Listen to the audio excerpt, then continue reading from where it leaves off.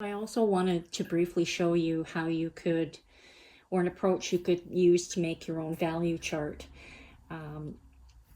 And what I used is just watercolor paper. So this is the Canson XL. It's not expensive, 140 pound. And it's it's like a fairly heavy card. That's sort of the texture of it. So it withstands the abuse of painting on it and putting tape on it, etc. So it stands up fairly well. So that's one possibility. I have an old, one of my first ones I ever made, and this was done on canvas. So you could do this as well. It's just if you want to punch holes through it, the canvas is a little trickier to work with. So that's why the watercolor paper card is kind of handy. You could probably use illustration board. I mean, whatever you've got. Or, like I say, you can just buy these. Sometimes they're free. Like I say, this comes from the Color Wheel people. Let me just... So hopefully you can see that information there. And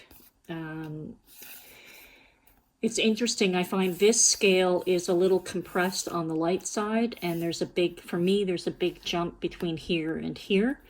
And mine, the one I made, I'm a bit compressed on the dark side, and my jump, I think, between my white and my first value is too high.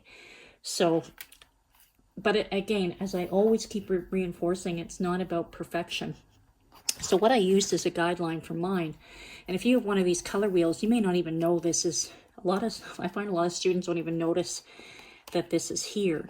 So you've got this inner wheel that spins, and so there's a lot of good information here. So you have a sort of a hue wheel here, but what's on the outside of this is a value chart. So it's all printed up for you. And I've punched holes in mine so I can demonstrate things to students. And this is what I used as a guideline for making this.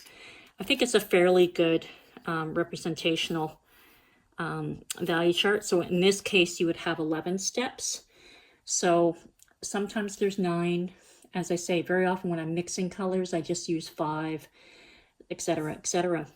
So that's really cool. The other bit of information that is kind of interesting, so this here shows you if you add red to this green, kind of the expected color.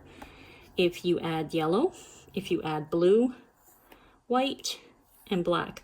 So you start with this color, and then it tells you if you're adding white. And then, so if you want to know what adding white does to red, then you just dial that over there, and you can get an estimation.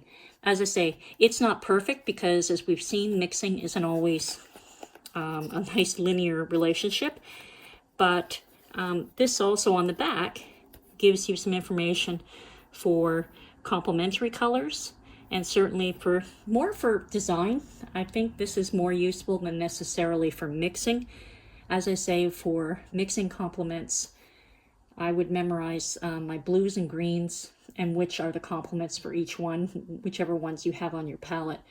To me, that's a little more useful, and I will be supplying all of that in the notes. But here with this color wheel, certainly from a design standpoint, you know, if you have blue-violet, then you know that you could go with yellow, orange, and yellow-orange. If you wanted like a complementary, sort of split complementary decor scheme, you could go with triadic. So this helps you plan out either a decorating scheme or a wallpaper scheme, or if you're designing fabrics, it may help you with directions and color. But there's a ton of useful information here. And again, here's the adding black, which we've, if you haven't seen that yet, we will be discussing. But a lot of people don't know that all this information is here on this wheel, and it's really, really handy. I'll get you started off with mixing a value chart. So I've got some black here, and I'm going to mix this burnt umber into it. Again, this is going to warm the black up a bit, and it's going to accelerate the drying. and just make a better neutral.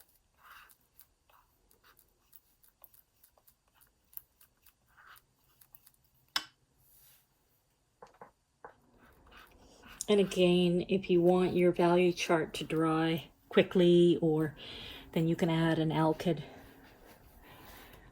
medium, a quick drying medium. I've got this walnut alkyd medium. Gamblin makes Galkyd Light. My Galkyd dried up actually. This might be a little runny, but yeah, a medium if you want it to dry quicker. So now what do we do? Again, making these types of charts is a constant process of wiping off, because we want to control our mixtures.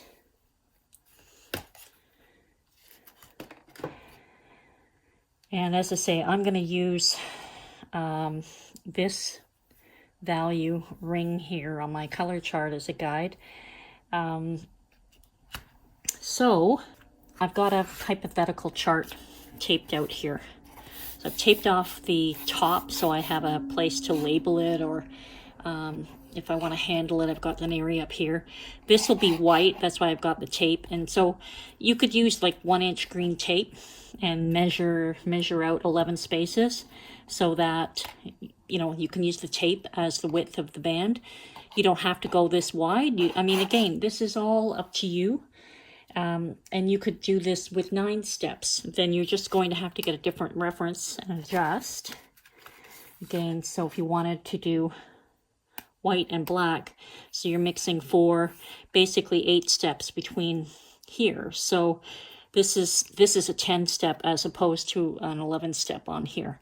It's up to you. Well, let's aim for this. So if this is white, then this is our first value. And again, the huge advantage with oil paint as opposed to acrylics, you can see how little black I'm picking up here. And even that's probably going to be too much. But the wonderful thing about oil paint is it more or less stays put. So it's going to dry more or less the color I mix up. So your first go at things, and the problem is we get a cast with the lights and everything, we're getting a cast shadow here. I've cut these acetate pieces and I keep losing them, so that's what I was sort of fumbling around there for a second. And what I can do is, with my first attempt here, I'm going to put some of that color on, and again with the glare I can barely see where I'm at on the end of the acetate here. And then if I turn it over, I can put it up against, I don't know if you can see that, so it looks too dark to me, and hopefully you're saying the same thing. So this way I can check it against here without mucking things up too much. So I'm going to wipe that off. Rather than waste a whole lot of white trying to lighten that, I'm just going to take some of that, because I can probably use that for my next value, and I'm going to add some white.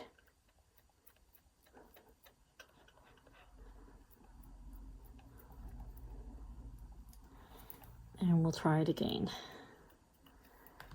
Whoops.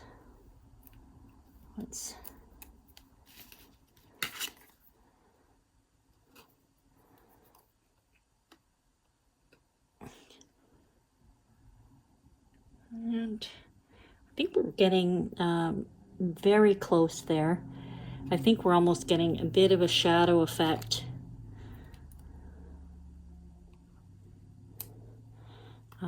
I think I'm going to add just a bit more white.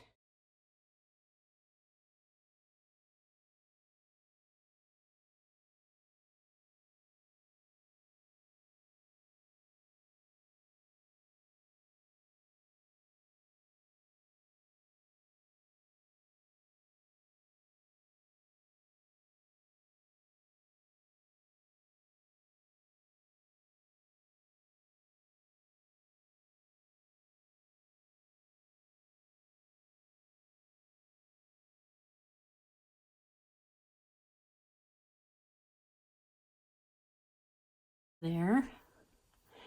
And so we've got our spot prepared. You could paint this in, and hopefully I've mixed up enough paint.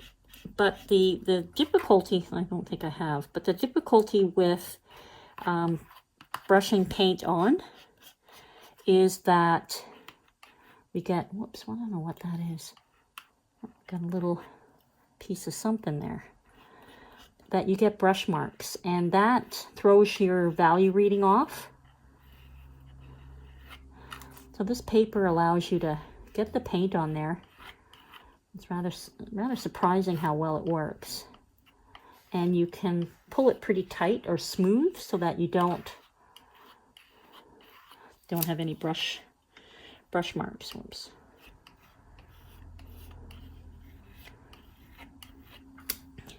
So there's our first value. As I say, I'm not going to bother with white. That would sit here. And then you put another tape down. I'm using tape here like a drunken sailor, but anyways. You remove that. And you could use this again, you know, just hopscotch it down. And again, so I'm going to burnish those edges down with my fingernails. Helps prevent the paint from going underneath. So we'll set this aside for a moment, and now we're aiming for this value. And I think this paint that we have here is probably fairly close to that, but we need more paint, so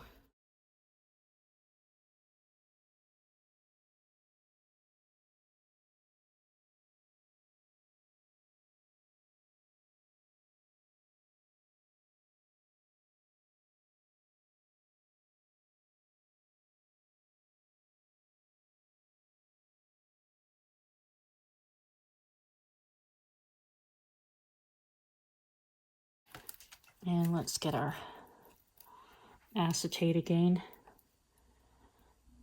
This is so hard to see in this light. Okay, so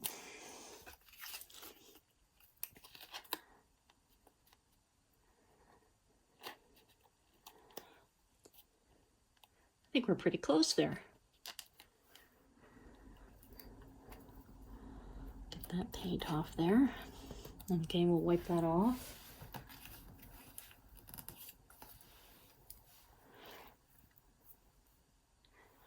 So let's try this palette knife, see how that works.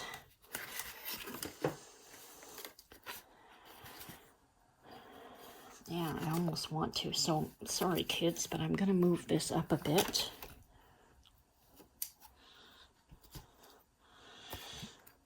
And I'm gonna move the palette out of the way just a bit so you can see this. You saw the important part, the mixing the colors, so I'm going to pick that up. I've got that color on my palette. Yeah, so let's try this palette knife as a so-called guard. And again, I think we're about here, and then I want it right down on the surface. Yeah, it's not.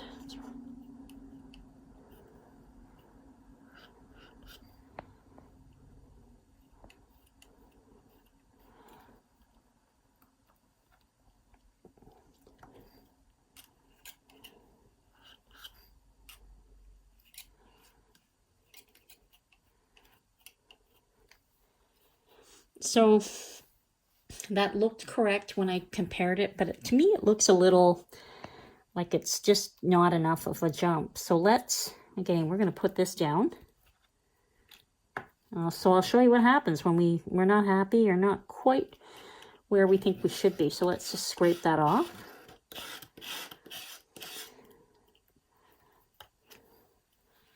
And right.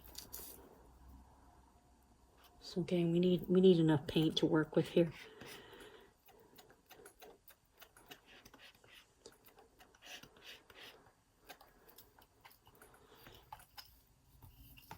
As I say, with the lights and stuff, these things are really hard to judge.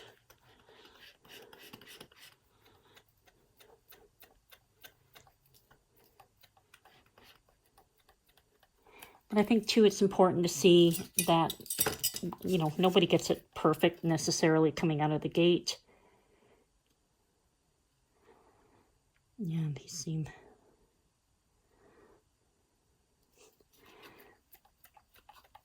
So let's get our acetate. See, this is what happens. I pick things up and then move them around, and then I lose my little acetate pieces.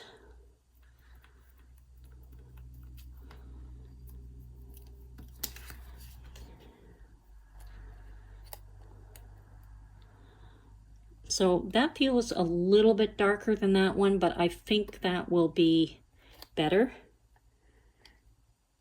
And it's lighter than that one. So I think we've got something a little bit in between, which hopefully will work just a bit better. So you can see this is not a precise science, and the the joy comes in with the process, with the, you know, with the experience. Something like this might be a better knife. Let's try this.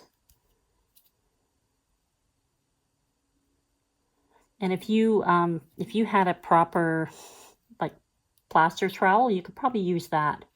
So I'm just going to kind of float this color in over top.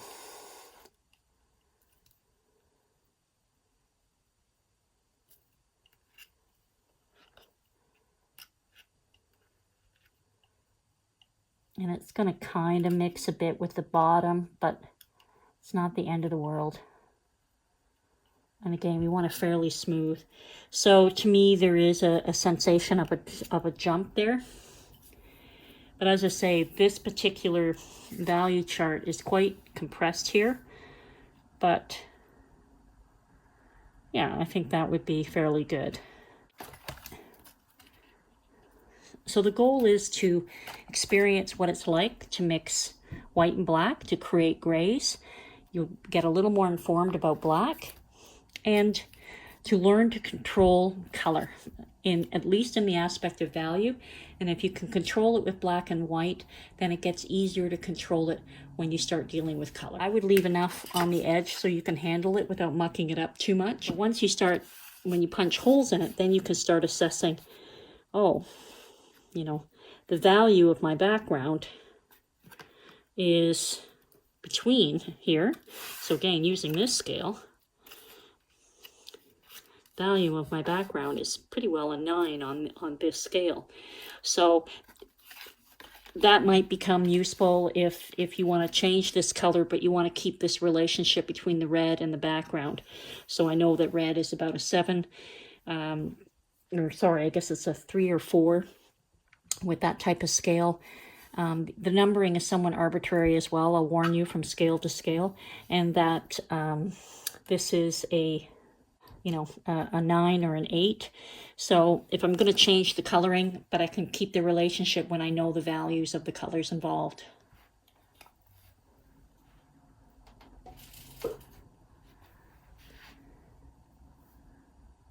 So actually what just did occur to me is, if you have a couple, like a spatula like this, so it doesn't have to be expensive, one of those plastic ones. I have a nice 4-inch one like this, but for the life of me, can I find it right now? But the idea is you could use a spatula that size and then run your paint down along the spatula and do it in one smooth go. So that would be handy for this type of exercise, or for making the charts, something like that.